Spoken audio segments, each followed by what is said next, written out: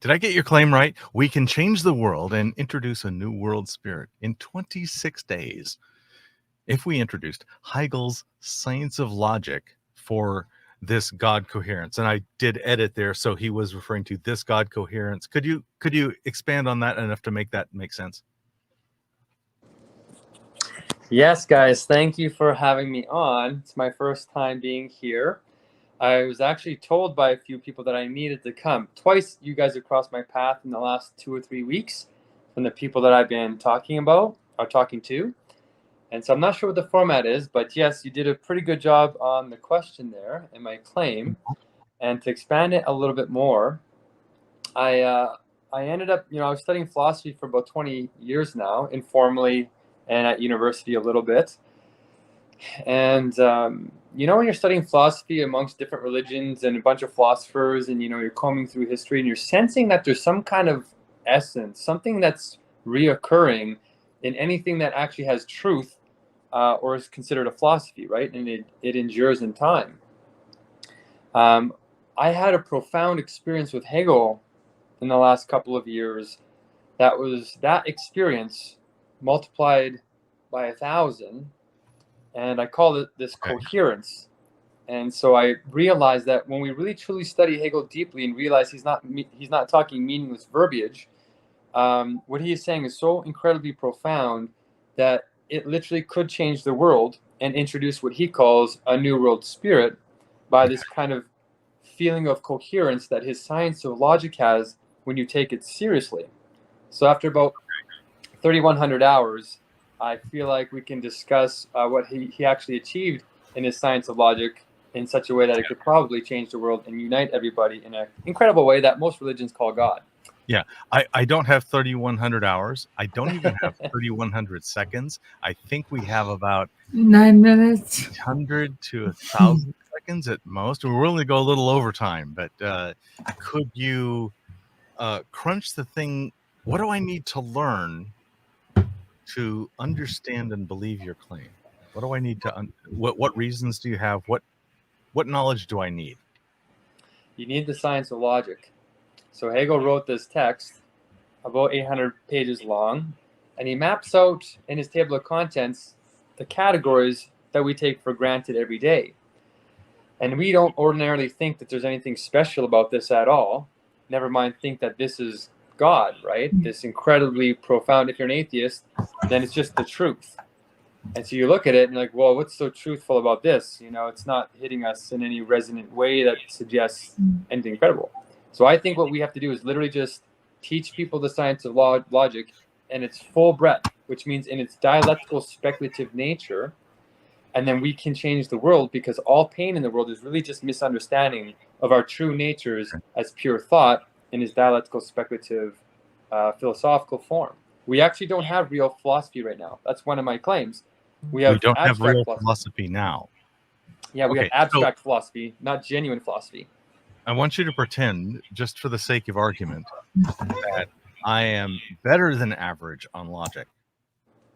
I know, it's hard. Work with me. I'm working. I'm better than average on logic. What is the thing that I need to understand the dialectical speculative nature of, and then I lost it. What you need to understand is that even though you might be good at ordinary logic, it's still abstract logic, what Hegel calls the dead bones of logic. The only way you can truly grasp what he's saying is to grasp it in its universal concreteness. So you have to have universal grammar. That means the order of the categories have to apply to all other categories in a tremendous new level of coherence, which abstract logic approximates, but actually doesn't do a very good job. I'm not holding on. The order of the categories has to apply to all the categories. What does order of the categories mean? So if you read Hegel's Science of Logic, the thoughts that we have in our heads, we normally don't take in any kind of order. It's not like thoughts grow into each other like a plant, right? You just have thoughts that you subjectively, you interpret the world. But Hegel says no. He's saying our thoughts come in parallel and they come in, but instead we need to have linear, and this leads to this, and this leads to this, and this leads to this.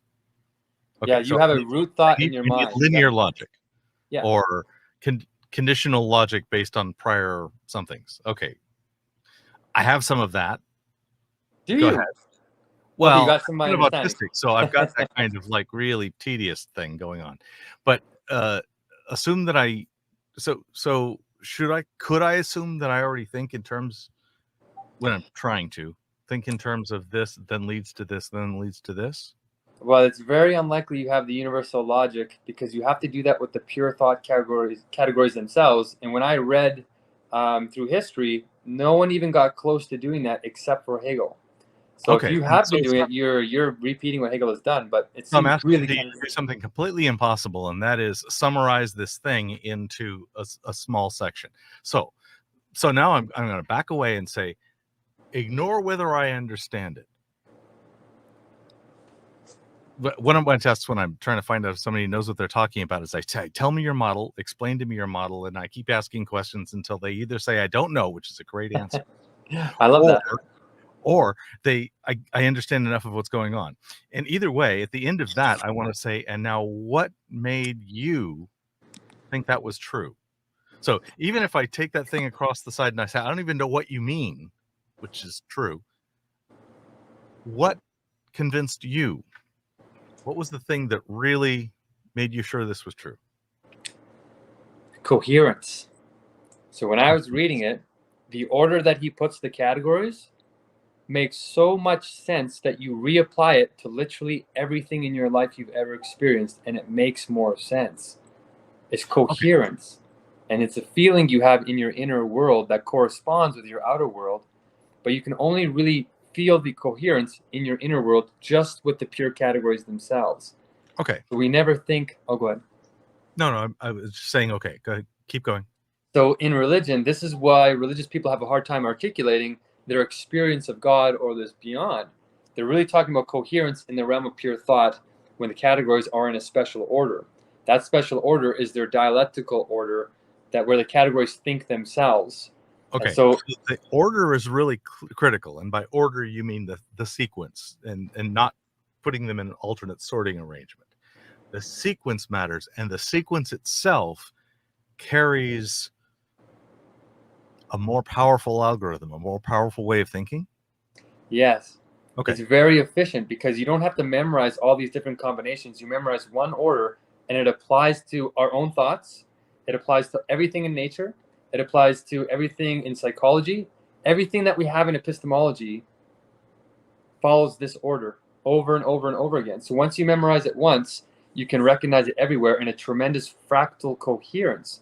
And that's the religious rapturous experience people get when they're in flow state, whether they're having some kind of religious moment, whether they're in a psychotic break, whatever it is, they're losing touch with this abstract reality that we call ordinary linear thinking.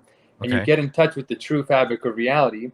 And that's the only real way to prove that God exists, or this concrete totality, that's the theory of everything, is to have universal logic in that order.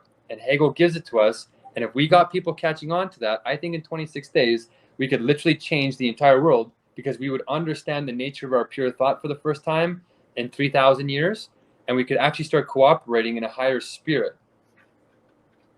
A tremendous new order of cooperation that wouldn't be coercive. It would be self-determining, because we're all this essence. We're all this logic at different stages of realization. We're going way past the answer, and I want to allow the room for the question. I think CK was asking if Hegel was the synthesis that. Tell me what you said. The thesis, antithesis, and synthesis idea? Is that Hegel? You know what? He says it isn't, but it actually is. But yes, go ahead.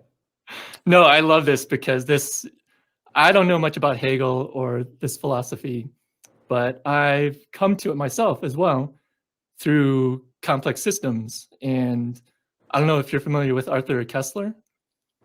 No, how do I spell that actually? Last name is Koestler, I believe, something like that. He has a great book called The Ghost in the Machine, which I really love. And is it based off the anime? No. Oh, okay. it's more has to do with like the ghost in our mind or whatever, the machine behind us, basically. But yeah, I really like this. Would you say like progressive categorization of thinking? I have this that I jotted down, and I don't know if this is super relevant or if it even makes sense. Let me just take it. Okay, it says Okay, so down here, yeah, it starts from like stimulus, and then we get to our feelings, and then thoughts, then we can form opinions, beliefs, and it goes to knowledge, truth, and then fact, reality. Is that kind of similar? It's kind of like that. You got a couple of categories backwards from Hegel, but yes, that's essentially Okay. what we're doing. Interesting. I love this. And I got into this. My mind started really churning after doing a lot of this SE stuff. And it seems like SE is kind of, I don't know, I feel like I just came on the show for the first time 2 weeks ago, and I held back because I felt like I was like enforcing my own philosophy. But the more that I've been listening to SE talks and stuff like that, it feels like it has a lot of this philosophy within it. And I hear it coming up in conversations too, because a lot of these SE practitioners, they talk about feelings versus thoughts. And so like emotion versus cognition maybe. And then there's a level of interaction with our external world. So if I'm thinking of the right thing, I believe Hegel has this progression from our maybe primal feeling selves to our cognitive thinking selves, and then our outside external selves with our world. Well, this is, yes. So you're grasping the order, and I'm hearing here on the notes that it's too confusing to understand the claim. I guess to boil it down, we could just say, first step is, do you think our thoughts are ordered in a specific way that is divine or absolute? And what you're talking about here is actually you're way a little bit too far. So when you're talking about feelings and thoughts, there's a whole bunch more that has actually gone on before we actually come onto the scene logically. Sure. Where you're talking about is what Hegel calls the phenomenology of spirit, where consciousness starts to form, and you start getting psychological, like finite human knowledge, which is a replication of what came before. But we're talking about the order of pure thought itself. That means you're not around to think it. The thoughts in our heads are objective. They exist in some supersensuous world where they're perfectly thinking themselves without any of our cognitive bias. We rethink them in broken, imperfect forms, kind of like Plato said. But when you grasp them in the right order, that's when you can actually see clearly. That's what clear thinking is. That's what philosophy is supposed to be. And you start off in these nascent versions of intuition, self-feeling, then what he calls actual soul, which is like habit. And then you get the notion. The notion is a universal for a universal. It's a repeat of this objective logic. That's what we are. That's what consciousness is. And then you develop into self-consciousness, and it keeps going. But yes, you have the concept of the importance of the order.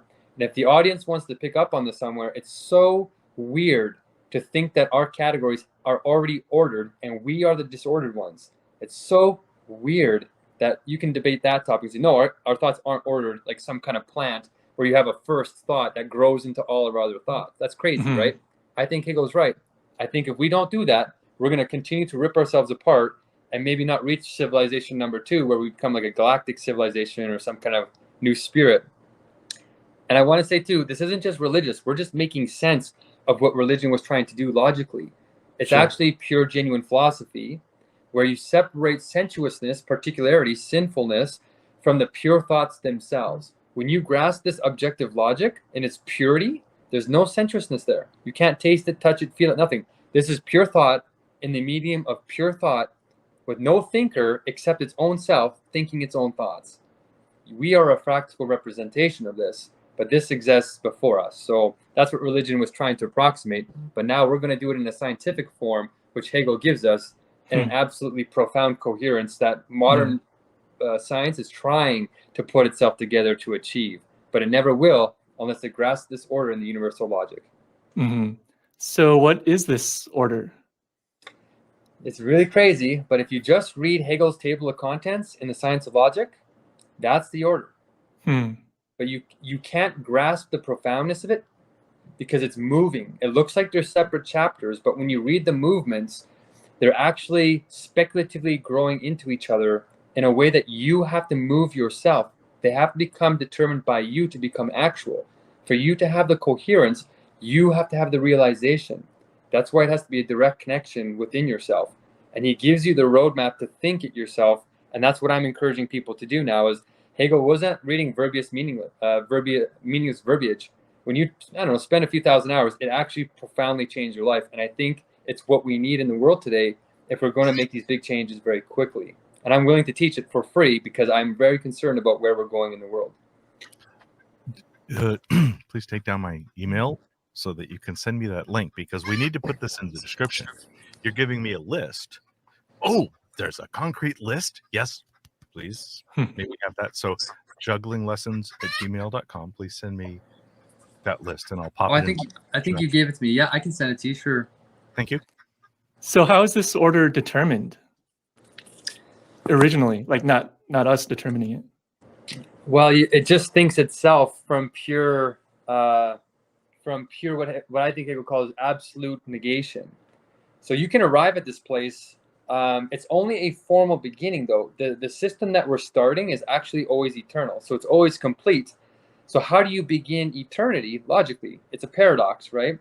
Well, Hegel solves that paradox in a formal way. He gives us an in into eternity by saying, basically, repeat what Descartes did. Negate all that your sensual data. Epistemologically, get rid of your sense, taste, touch, all the belief systems you structured while you were in space-time. Even negate space-time itself, because that's sensuous. Negate all the categories that you think you know. And what happens? You arrive at just thinking itself. I think, therefore I am, right? And so this is supposed to be, in Hegel's opinion, Descartes' attempt to reach the realm of pure thought, where thought starts thinking itself. So the I think, therefore I am is supposed to be pure thought thinking itself. That's why Descartes says, you can't trick me that I'm not thinking, because I need to be thinking to know I'm being tricked. And he says that contradiction is what I can know.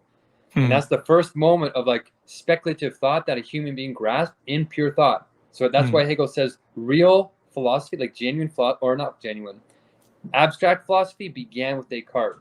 Genuine philosophy starts with Hegel because he builds on that. But he says you can't stop with Descartes. He actually didn't go far enough. He actually still has an assumption there that's messing up his categories. So you actually have to go further. You have to be more skeptical than Descartes and actually get rid of the self itself. You don't need a self to think the categories. You get rid of yourself, you get rid of nature, you get rid of everything, and you end up with absolute negation, with everything canceled. Now, negation tries to cancel even itself.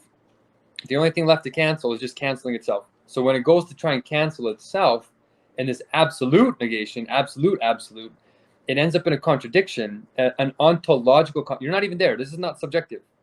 If you do this properly, you'd probably die in this world. But in some sense, this has actually happened in some ontological way, where this absolute negation negates itself, and it has nowhere to go because it's already negated everything. So what it does is it negates itself into an affirmative. But the affirmative has to be less than nothing. So what it turns into is what Hegel calls sheer immediate indeterminacy. It's so little, you can't even say what it is. It's just isingness.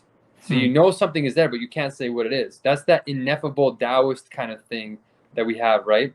But incredibly, Hegel shows that the Tao, this ineffable, this first pure thought, speaks itself by just being itself. It negates itself. It doesn't know it's negating, but it's just the same logic moving through. Its own content is pure nothingness. There's nothing there to know. And as soon as it realizes for itself that there's nothing there, it realizes that to know something is not there, it has to have being again. So it flips back and forth instantaneously as one thing that is two things, one thing that is two things. So you have this speculative moment, this contradiction. You have two things that's one thing. And it's pure being and pure nothing flipping back and forth. But then when you realize that, or when it realizes that, it takes that reference and makes it explicit. It's not adding anything. It's just realizing that there's two things there that's alternating and that it is itself.